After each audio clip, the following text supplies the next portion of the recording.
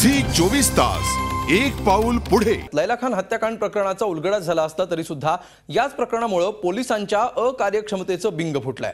लैला बेपत्ता झाल्यानंतरच जर पोलिसांनी तिला शोधायचा प्रयत्न केला असता तर लैला खान हत्याकांडाच्या रहस्यावरून 1.5 वर्षांपूर्वीच पडदा उठला असता। याबाबत झी 24 तासनं प्रथम लैलाच्या बंगल्याचा आढावा घेऊन या प्रकरणी शंका व्यक्त केली होती।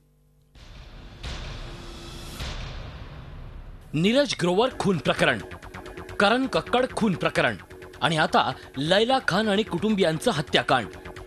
या तिन्ही हाय प्रोफाईल हत्याकांडात एकच गोष्ट कॉमन आहे, ती म्हणजे या प्रत्येक प्रकरणात खून होण्यापूर्वी प्रत्येकाची बेपत्ता होण्याची तक्रार पोलीस ठाण्यात दाखल करण्यात आली होती। मात्र मिसिंग रिपोर्ट दाखल होऊनही कित्येक महिन्यांपर्यंत पोलिसांनी या बेपत्ता व्यक्तींना शोधण्यासाठी काहीच पावलं उचलली नाहीत। आणि नंतर जेव्हा या प्रकरणाचा तपास क्राईम ब्रांचकडे आला तेव्हा काही दिवसातच ही सगळी हत्याकांड उघडकीस आणली गेली।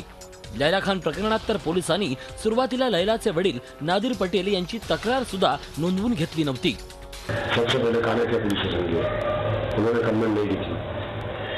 वहां से फिर मैं उस्मानाबाद पुलिस स्टेशन गया, उन्होंने कंप्लेंट नहीं दी थी। लैला आणि तिचे कुटुंबीय बेपत्ता होऊन 1.5 वर्ष झाल्यानंतर पोलीस महासंचालकांनी लैला खान मिसिंग केस खान हत्याकांड प्रकरणाचा खुलासा केला, पण त्याआधी तब्बल 1.5 वर्ष नादिर पटेल ओशिवारा पोलीस स्टेशनच्या अधिकाऱ्यांना आपल्या कुटुंबियांना शोधण्याची विनंती करत होते, पण कुठल्याही अधिकाऱ्यांनी लैला खानच्या हत्ये प्रकरणाचा गांभीर्याने तपास केला नाही। जर केला असता तर कदाचित 1.5 वर्ष आधीच या संपूर्ण हत्याकांडाच्या रहस्यावरून पडदा उठला असता।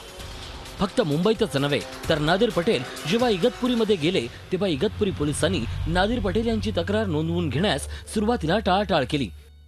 आज लैलाच्या फार्म हाऊसला कडेकोट बंदोबस्त ठेवणारं नाशिक ग्रामीण पोलीस गेल्या जानेवारी महिन्यात मात्र पूर्णपणे झोपलेले होते। सर्वप्रथम झी 24 तासनं जानेवारी महिन्यात हा बंगला जळाल्याची बातमी दिली। त्याचबरोबर या बंगल्यातले सर्व खान कुटुंबीय गायब असल्याची ही बातमी दिली। मात्र त्यावेळेस पोलीस अधिकारी या प्रकरणाला अगदीच निष्काळजीपणे बघत होते। वारंवार विचारणा करूनही ही केवळ बर्निंग केस आहे असं म्हणत हे प्रकरण दडपण्यात आलं।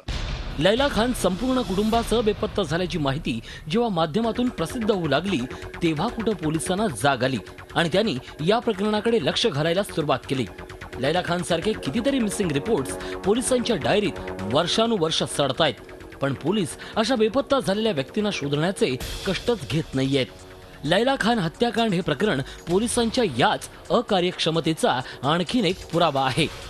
झी 24 ताससाठी इगतपुरीहून योगेश खरे आणि मेरा रोडहून प्रवीण नलावडेसह दिनेश मौर्या, मुंबई।